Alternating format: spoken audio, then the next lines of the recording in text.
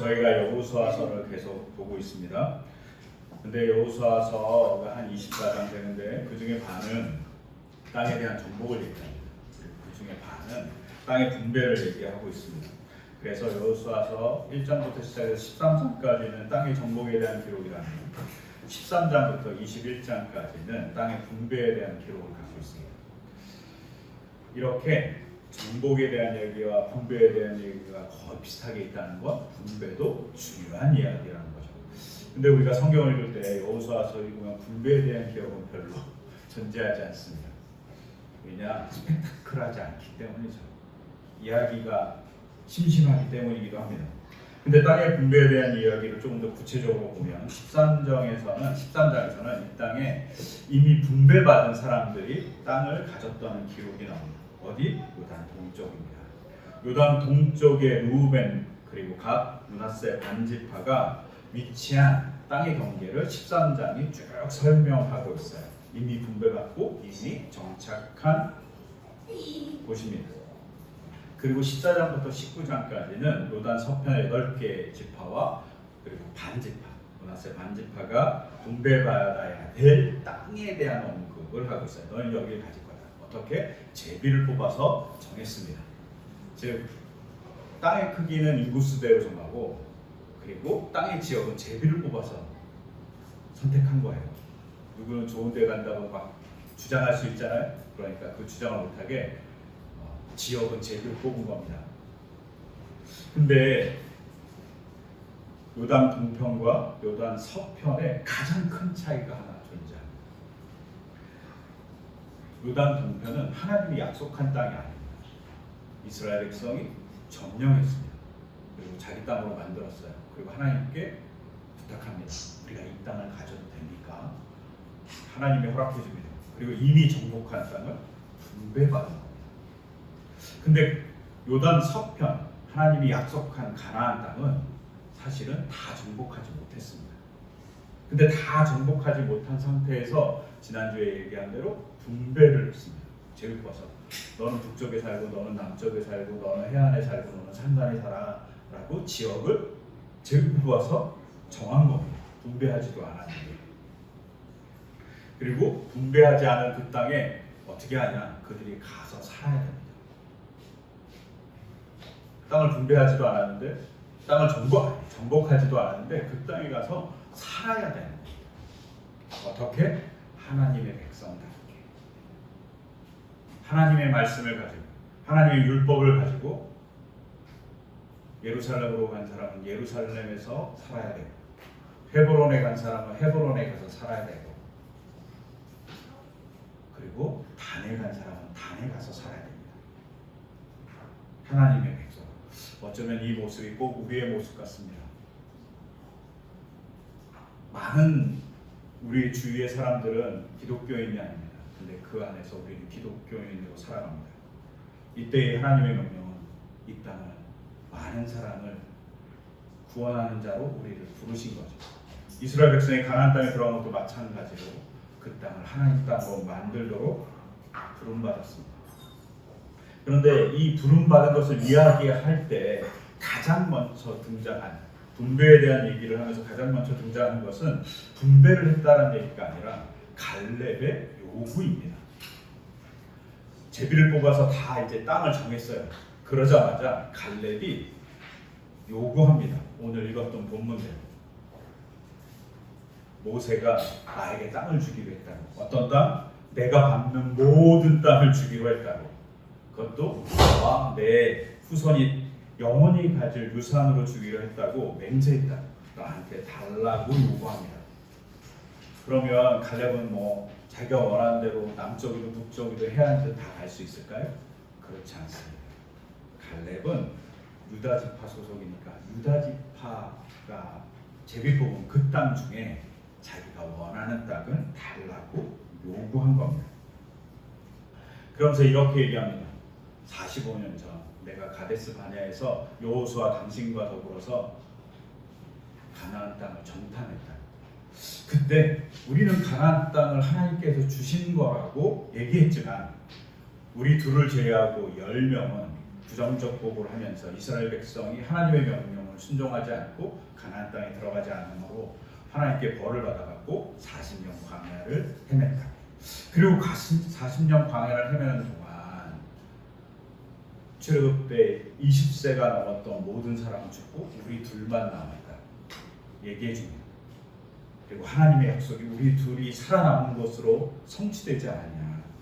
그러니 모세가 우리가 정탐했을 때 나에게 주기로 한, 내가 밟는 모든 땅을 주기로 한 그 약속을 지켜달라고 요구합니다.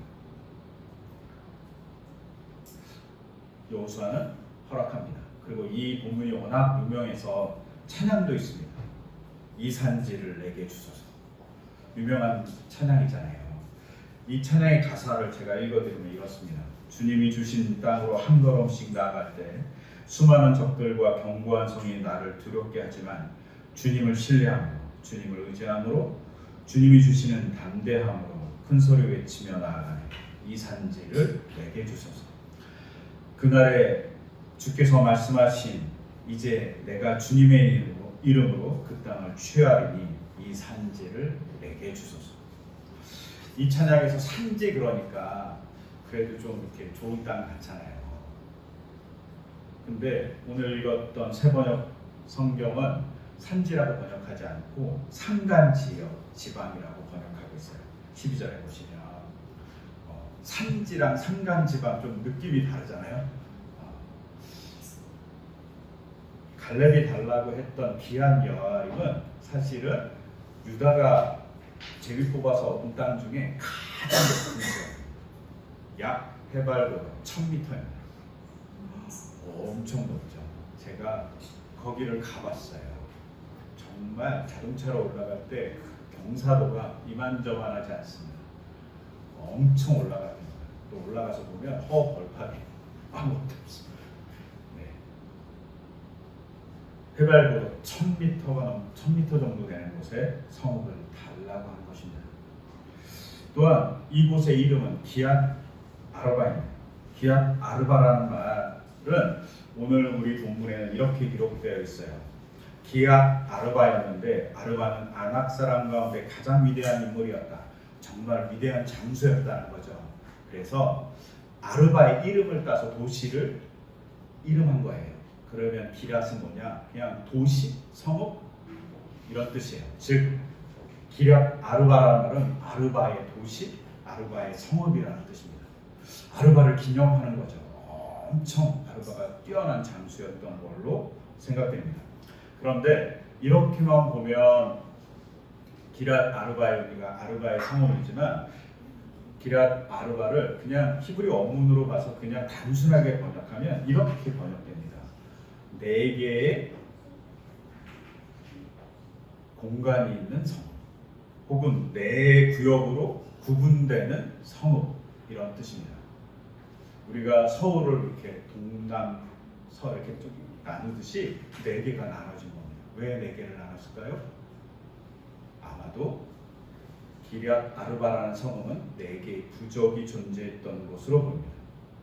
즉 4개의 부족이 연합해서 사는 큰 성읍이었던 것이죠. 그래서 12절에 보면 이 성읍을 아주 큰 성읍이라고 얘기하고 있습니다. 또한 이 성읍은 조금 전에 이야기한 대로 아르바라는 장소에 의해서 점령된 곳이기 때문에 엄청 군사적으로 강력한 곳이었을 것으로 보여요. 그래서 12절에 견고한 성읍이라고 얘기하고 있습니다. 즉 갈렙이 달라고 한 그 성읍은 편하게 얻을 수 있는 땅도 아니고 옥토도 아닙니다. 사실 이스라엘 땅에서 옥토고 곡식이 많이 나는 곳은 해발 200m 고지대에 있는 곳입니다. 성경은 거기를 평지라고 번역하고 있어요. 근데 그 평지가 곡식의 충고입니다. 해발 200m 엄청납니다. 근데 그것도 아니고 해발 1000m 정도 되는 군사적인 욕춘지이면서 요새이면서 약간은 척박한 땅인 기럇 아르바를 갈렙이 달라고 얘기합니다. 왜 그럴까요? 갈렙은 믿음의 도전을 하고 싶습니다. 자기의 모습을 따라서 유다 지파도 나머지 8개와 반 지파도 다 믿음의 도전을 하기를 바랍니다. 주님께서 주신 땅을 얻는 도전을 85세가 된 가장 나이가 많은 늙은 사람이 도전하는 겁니다. 그리고 하나님의 역사를 보여주고 싶습니다. 그래서 오늘 우리가 읽었던 여호수아 14장 12절 하반절에 보면 이렇게 얘기합니다. 그러나 주님께서 나와 함께 하시기만 한다면 주님께서 말씀하신 대로 나는 그들을 쫓아낼 수 있습니다. 이것을 이렇게 단순하게 세부학 성경을 보면 나와 함께 하나님이 하시면 내가 그들을 쫓아낼 수 있습니다 라고 이렇게 심심하게 얘기하잖아요. 그런데 이 성경 말고 저희가 옛날에 보던 성경, 지금은 뭐 이 중에 보신 분은 몇 명 없을 것 같긴 한데 개역 성경입니다. 개역 개정 말고 개역 성경 1938년에 번역돼 갖고 1999년까지인가 썼던 성경이 있어요. 그 성경에는 이렇게 기록되어 있어요.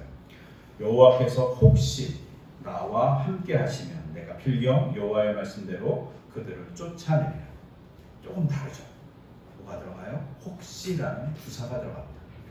하나님께서 혹시 나를 도와주면 나와 함께 하시면 내가 승리할 수 있을 것 같아요 라고 개역 성경은 번역해요. 그리고 개역 개정 번역하면서 혹시가 빠져버렸어요. 근데 저는 개인적으로 아쉽습니다. 혹시가 들어가는 것이 낫지 않을까 싶어요. 왜냐하면 혹시라는 부사가 히브리어에 있기 때문이에요. 혹시라는 부사로서 울라이라는 히브리어가 들어가 있어요. 정말 혹시라는 단어예요.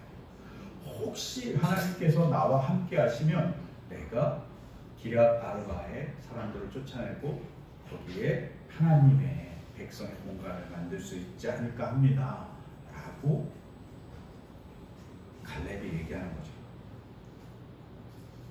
갈렙이 이렇게 얘기하는 이유는 그 공간이 조금 전에 얘기한 대로 강력한 군사와 천의 요새이면서 엄청나게 많은 사람들이 살았기 때문입니다.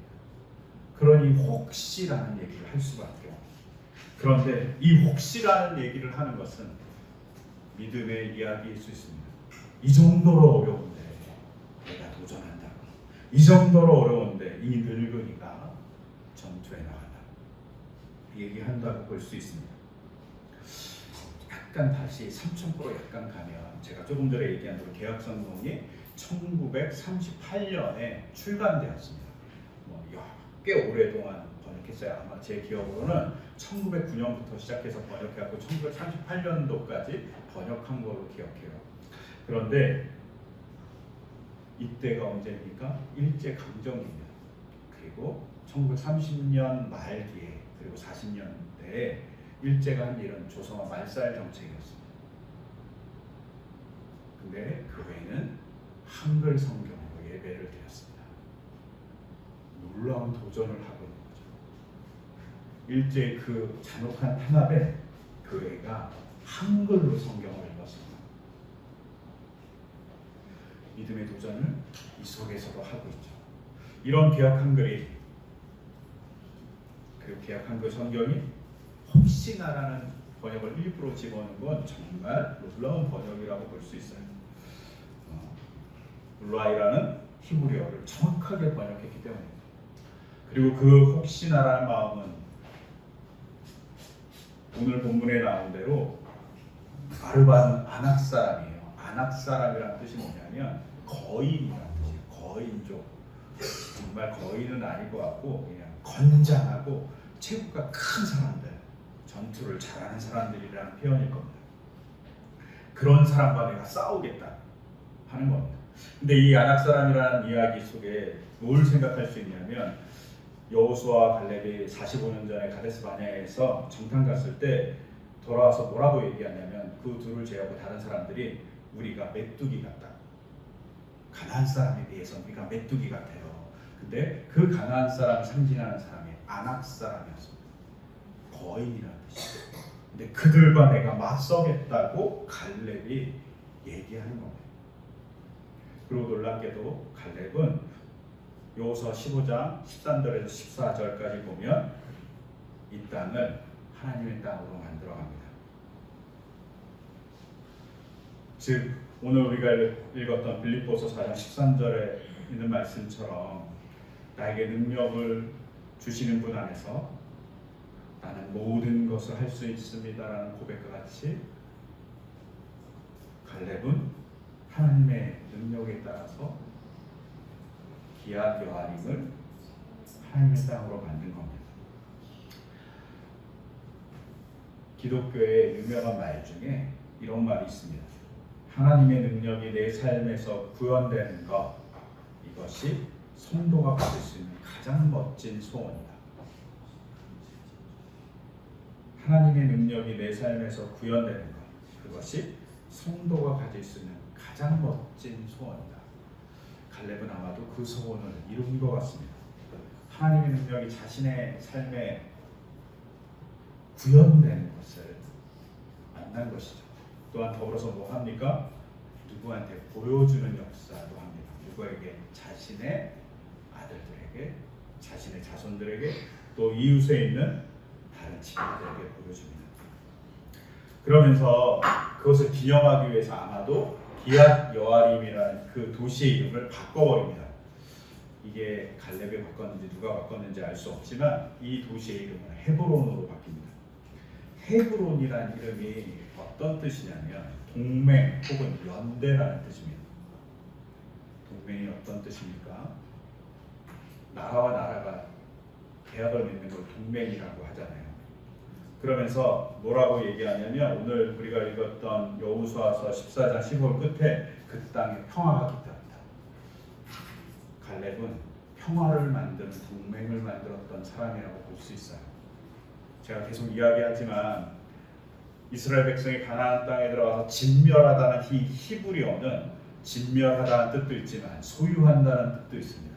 즉 하나님이 소유하는 땅, 또 그 땅에 있는 사람이 우상의 백성이 아니라 하나님의 백성으로 하나님 소유가 된 백성으로 만드는 것을 진멸하다는 의미 속에 다 포함할 수 있다면 헤브론이라는 이 동맹의 의미는 그 땅이 하나님의 백성이 되고 하나님과 더불어서 살아가는 사람들이 이스라엘 백성과 동맹했다는 의미로 볼 수 있습니다. 갈렙은 그것을 이루어낸 사람이라고 볼 수 있죠. 또 헤브론은 연대라는 뜻을 갖고 있어요. 누구랑 연대하냐가 중요한데 그 연대의 뜻을 하나님으로 보면 나에게 능력 주시는 하나님과 연대한 갈렙이 그 땅을 하나님 땅으로 만들었다는 고백이 담겨져 있습니다. 갈렙은 이렇게 놀라운 일을 하고 있습니다. 갈렙은 신앙의 모본을 보여주고 도전을 보여주고 하나님께서 역사하셨던 구현의 장면을 자기의 후손 혹은 옆에 있는 지역의 많은 사람들에게 보여줍니다. 이것이 분배받은 땅의 첫 번째 이야기입니다. 너희가 가서 이렇게 행동해야 된다. 갈렙이 분배받은 자의 자세를 얘기해 준 거죠. 요단 서편은 정복하지 못했습니다.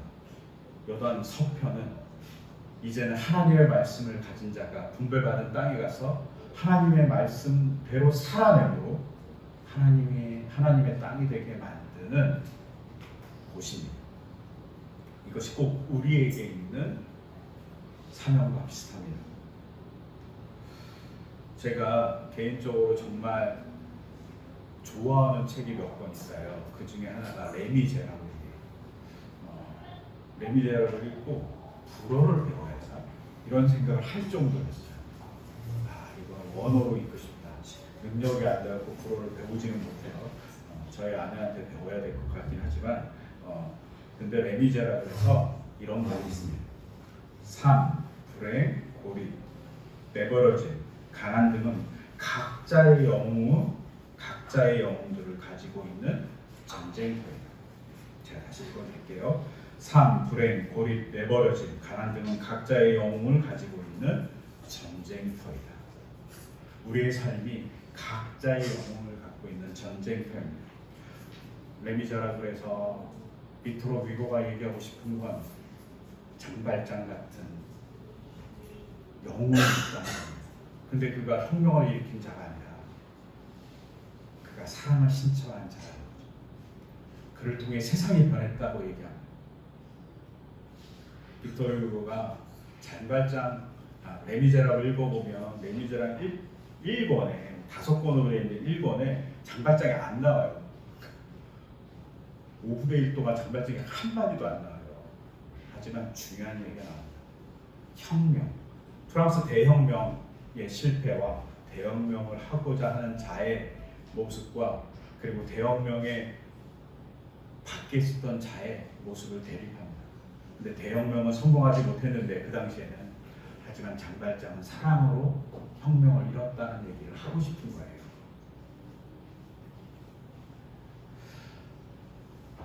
하나님의 말씀을 실천한 사랑을 가지고 살아가는 사람들이 필요하다고 얘기하고 있는 겁니다. 저는 이 모습이 오늘날 개신교에 필요하다고 생각돼요. 개인적으로 최근 들어서 더욱더 개신교가 힘들어지고 더욱더 욕을 먹고 있어요. 오래전부터 이미 개신교는 개독교라는 욕을 먹고 있어요. 근데 그런 개신교의 이 자리에서 지금 가장 필요한 건 뭔가 생각해 보았습니다. 저는 경건주의라고 생각합니다.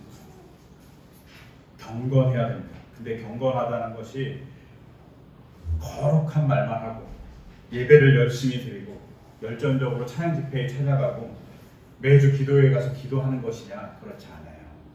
경건주의를 얘기했던 많은 사람들의 이야기에서 경건주의는 이렇게 정의돼요.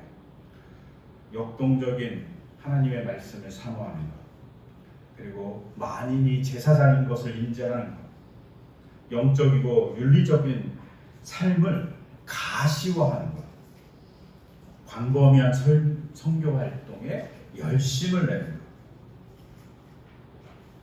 그리고 그 당시에 얘기지만 노예 제도를 타파하는 것, 교도소를 개선하는 것, 고아와 가부를 위해서 제도적인 배려와 같은 사회적인 국률과 자선 활동을 하는 것, 이게 경건주의라고 얘기합니다.